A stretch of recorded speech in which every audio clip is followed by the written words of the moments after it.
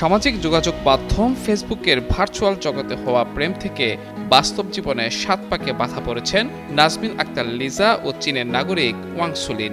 প্রেমের টানে দীর্ঘ পথ পাড়ি দিয়ে বাংলাদেশে এসে মুসলিম রীতিতে বিবাহ বন্ধনে আবদ্ধ হয়েছেন এই চীনা যুবক।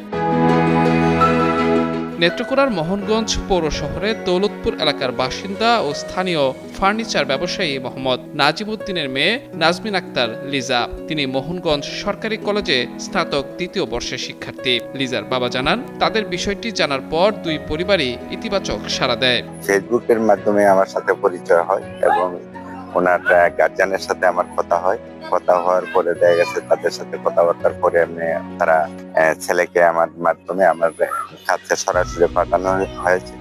হওয়ার পরে দেখা গেছে যে আসার পরে সবকিছু খোঁজখবর এবং তার কাগজপত্র সবকিছু যাচাই বাছাই করে দেখা গেছে যে ঠিক আছে, তারপরে আমরা বিয়ার সিদ্ধান্ত নিই।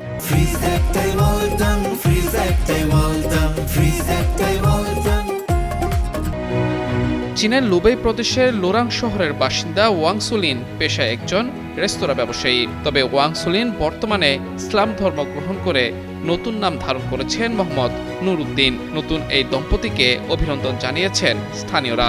আজকে এই বিয়ার আমন্ত্রণ দাওয়াত পেয়ে আমরা দাওয়াতে আসছি, দাওয়াত গেলাম।